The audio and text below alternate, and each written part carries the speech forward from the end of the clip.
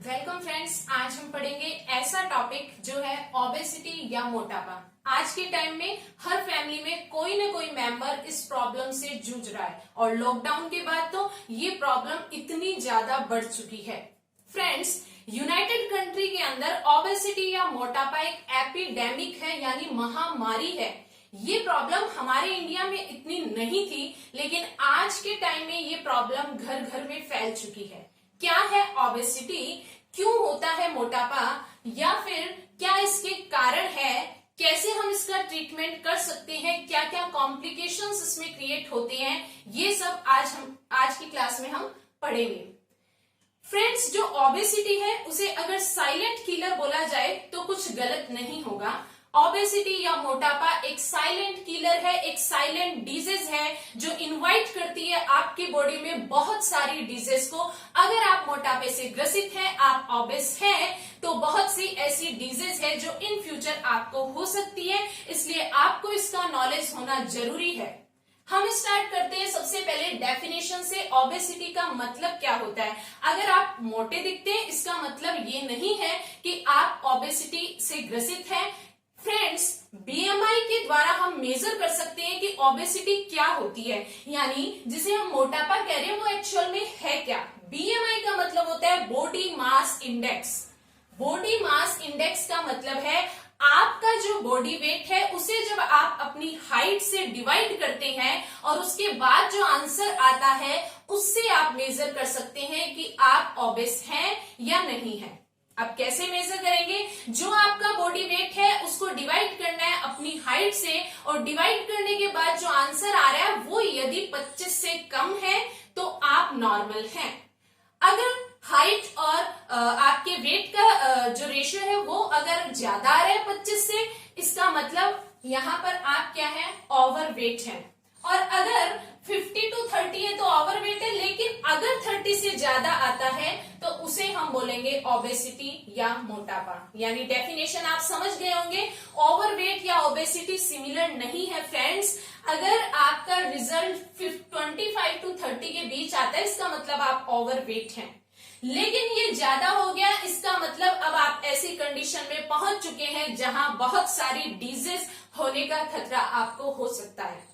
Friends, जब भी obesity से कोई पर्सन ग्रसित होता है तो उसको जो डिजीज होती है उसमें सबसे फर्स्ट डिजीज आती है डायबिटीज यानी शुगर।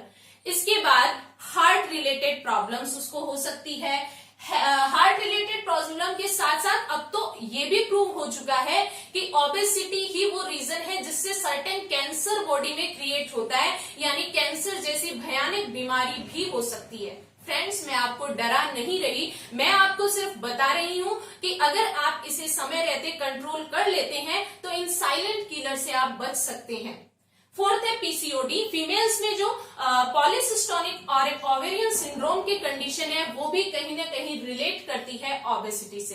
कैसे रिलेट करती है ये हम पढ़ते हैं। सबसे पहले हम स्टार्ट करते हैं कॉजेस से, यानी क्या कारण है जिसकी वजह से ओबेसिटी होती है। अब आपने बड़े बुजुर्गों से बहुत बार सुना होगा कि सुबह जो है, सुबह की ताजा हवा हमारी बॉडी के लिए, हमारी हेल्थ के लिए बहुत फायदेमंद होती है। क्या वो ऐसा कहते थे वो सही था? हमें जानना चाहिए कि आपको भी जानकर हैरानी होगी कि आपके अंदर जो ओबेसिटी है उसका सबसे फर्स्ट रीजन है आपकी स्लीपिंग हैबिट्स। यानी आपकी जो स्लीपिंग हैबिट्स है, आप लेट नाइट तक सोते हैं, बहुत देरी के बाद रात को आप सोते हैं और सुबह बहुत देरी से उठते हैं, वो सबसे फर्स्ट रीजन होता है आपकी ओबेसिटी का, ओवरवेट का। अब आप सोच रहे होंगे कि स्लीपिंग हैबिट से ओबेसिटी कैसे होती है। तो देखिए फ्रेंड्स, स्लीपिंग हैबिट्स का मतलब है जब आप देर से सोते हैं और सुबह देरी से उठते हैं तो आपको पता होना चाहिए कि नाइट में जो 7 से 8 घंटे की स्लीपिंग होती है, जो नाइट स्लीप होती है, वो हमारी बॉडी के लिए एक नेचुरल यानी प्राकृतिक चिकित्सा होती है, नेचुरल थेरेपी होती है, और उतनी स्लीपिंग बॉडी के लिए नेसेसरी होती है। उस समय हमारी बॉडी को, हमारी बॉडी के डिफरेंट ऑर्गन और सेल्स को फ्यूचर में या संभावित किसी भी चोट से खुद को ठीक करने का समय मिल जाता है, यानी ये एक प्राकृतिक चिकित्सा का समय होता है, लेकिन हम इस समय को कम करते जा रहे हैं। हम लेट नाइट सोते हैं, जिसकी वजह से बॉडी को प्रॉपर टाइम नहीं मिलता खुद को ठीक करने में, सेल्स और टिश्यू की प्रॉपर नेचुरल ग्रोथ के लिए। अब फ्रेंड्स, अगर हम सुबह जल्दी उठते हैं, सुबह जल्दी उठना बहुत जरूरी है हमारी हेल्थ के लिए। उस टाइम जल्दी उठने पर हमारी बॉडी की जो सेल्स और ऑर्गन्स होते हैं वो खुद को दोबारा से जीवंत करते हैं। तो आप समझ गए होंगे कितना जरूरी है। अब इसका सीधा रिलेशन ओबेसिटी के साथ भी है, क्योंकि फ्रेंड्स जब हम लेट उठते हैं तो हमारा सबसे पहला रिजल्ट क्या आता है कि हम ब्रेकफास्ट को स्किप कर देते हैं। अब ब्रेकफास्ट हम स्किप करते हैं तो उससे हमारी ओबेसिटी कैसे गेन होती है। देखिए फ्रेंड्स, आपका वेट इसलिए बढ़ता है क्योंकि ब्रेकफास्ट स्किप करने की वजह से आप जब लंच के टाइम फूड करते हैं तो वो आप डबल अमाउंट में करते हैं। दूसरा, आपने पढ़ा भी होगा कि सबसे ज्यादा जो बेस्ट टाइम होता है भोजन के लिए वो सुबह का वक्त होता है। सुबह हमें सबसे ज्यादा भोजन करना चाहिए, लंच के टाइम उससे कम, और डिनर के टाइम हमें सिर्फ हल्का भोजन लेना चाहिए। लेकिन आज की जीवन शैली में हम क्या कर रहे हैं, हम सुबह के टाइम जिस टाइम हमें सबसे ज्यादा भोजन करना चाहिए उस टाइम को ही हम स्किप कर रहे हैं और हम डायरेक्ट लंच के टाइम भोजन कर रहे हैं। फ्रेंड्स, आप समझ गए होंगे कि स्लीपिंग हैबिट्स को मैंने सबसे पहले इन कॉजेस के अंदर फर्स्टली क्यों बताया। अब हम चलते हैं सेकंड, फिजिकल या आउटडोर एक्टिविटी। फ्रेंड्स, अगर आप कोई फिजिकल एक्टिविटी नहीं कर रहे हैं, कोई आउटडोर एक्टिविटी नहीं कर रहे हैं, आप एक ही जगह लॉन्ग टाइम तक बैठे रहते हैं, या आप किसी ऐसी जॉब में है जिसमें सिटिंग बहुत ज्यादा है, तो आपको फिजिकल एक्टिविटी करना बहुत जरूरी है। ज्यादा नहीं आप कर सकते तो कम से कम कुछ टाइम वॉकिंग करना, एटलीस्ट वॉकिंग तो बहुत जरूरी है।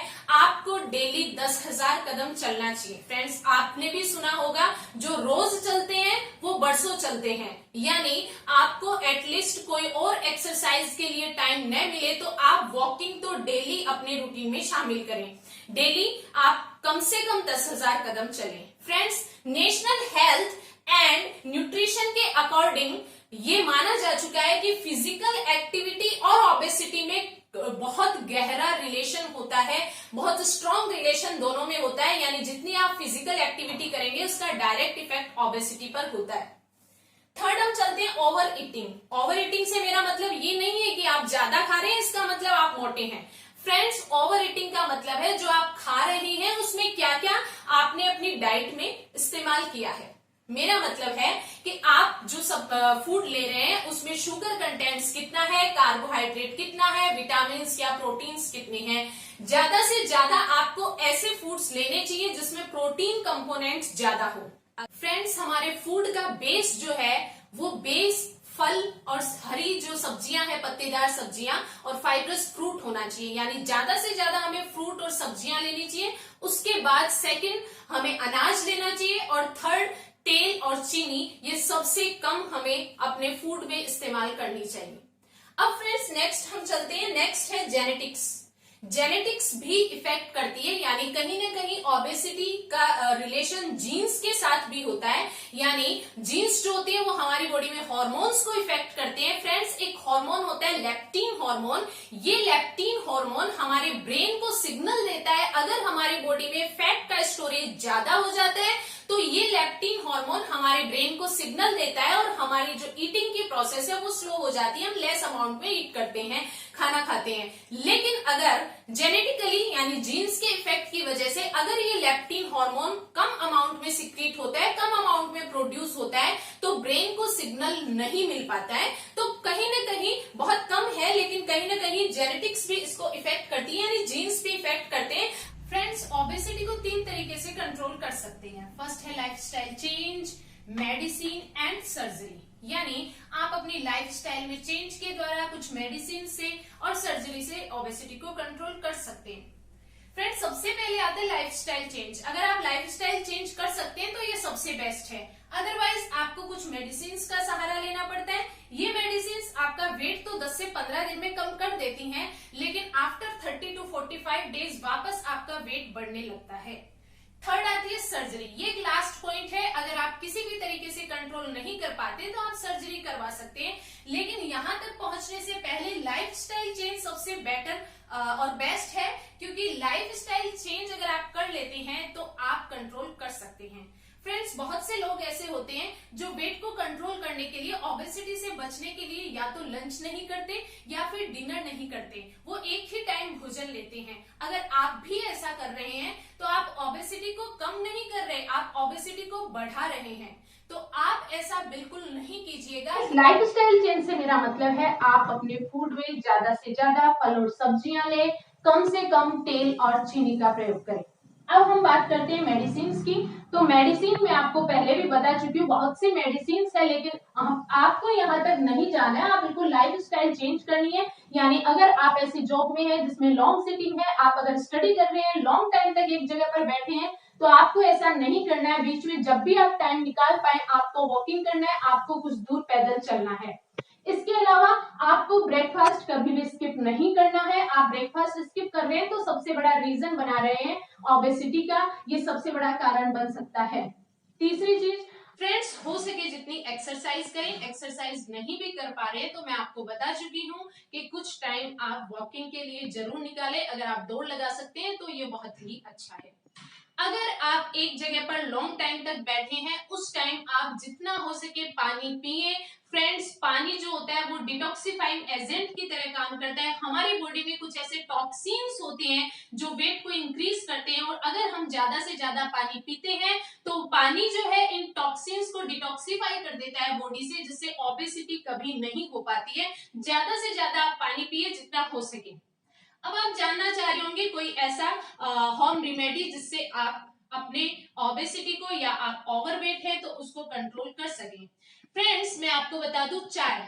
अब चाय को सुनते ही आप सब जानते हैं कि हमारे इंडिया में 70 to 80% लोग ऐसे हैं जिनको चाय पसंद है। यानी शायद ही कोई ऐसा होगा जो चाय पसंद नहीं करता है। बहुत कम लोग हैं जो चाय पीना पसंद नहीं करते। डरिए मत, मैं आपको चाय पीना मना नहीं कर रही, लेकिन जो आप चाय पी रहे हैं वो दूध वाली चाय का इस्तेमाल कम से कम करें। हो सके तो ग्रीन टी पिए, या फिर आप चाय का सबसे बेस्ट ऑब्जेक्ट मैं आपको बता दूं, आप रात को आधा चम्मच जीरा पानी में भिगो दीजिए। और ये ज्यादा नहीं लेना है फ्रेंड्स, आधा चम्मच जीरा पानी में भिगो दीजिए। सुबह जब जिस टाइम आप चाय लेते हैं उस टाइम इसे छान लें, और जो पानी निकलता है उसे उबाल लें और चाय की तरह सिप के साथ इसे पिए। ये आपके लिए ओबेसिटी को कंट्रोल करने के लिए सबसे बेस्ट मेथड है। अगर आप चाय पी रहे हैं तो उसमें ज्यादा से ज्यादा मसाला यूज करें। मसाले से मेरा मतलब है दूध और चीनी कम करें, और उसकी जगह ज्यादा से ज्यादा अदरक, दालचीनी, इलायची, इनका इस्तेमाल आप करें। तो फ्रेंड्स, आप समझ गए होंगे कि बॉडी मास इंडेक्स से आप अपनी ओबेसिटी को निकाल सकते हैं। यानी आप निकाल सकते हैं कि आप ओवरवेट हैं, ओबेस हैं या नॉर्मल हैं। उसके बाद क्या कॉजेस है, ज्यादातर ट्रीटमेंट कॉजेस में ही छुपा हुआ है। अगर आप इन कॉजेस को कंट्रोल कर लेते हैं तो किसी ट्रीटमेंट की जरूरत नहीं है। फिर भी ये जो ओबेसिटी के कुछ ट्रीटमेंट्स है वो मैंने आपको बताया है। क्या क्या कॉम्प्लिकेशंस आ सकती है वो आप जान चुके हैं, क्योंकि एक साइलेंट किलर है जो धीरे धीरे बहुत सी डिजीज को आपकी बॉडी में इनवाइट करती है। तो मैं आशा करती हूँ आप इन सब चीजों को समझ गए होंगे और इन सभी चीजों को आप फॉलो करेंगे। ज्यादा से ज्यादा पानी पिए, जितना हो सके पैदल चले, एक्सरसाइज का टाइम है तो एक्सरसाइज जरूर करें, और इन सभी चीजों का अपनी हेल्थ के लिए ध्यान रखें। Thank you friends. Next video में फिर मिलेंगे हम ऐसे ही कुछ डेली लाइफ से रिलेटेड प्रॉब्लम्स के साथ और उन प्रॉब्लम्स के सॉल्यूशन के साथ।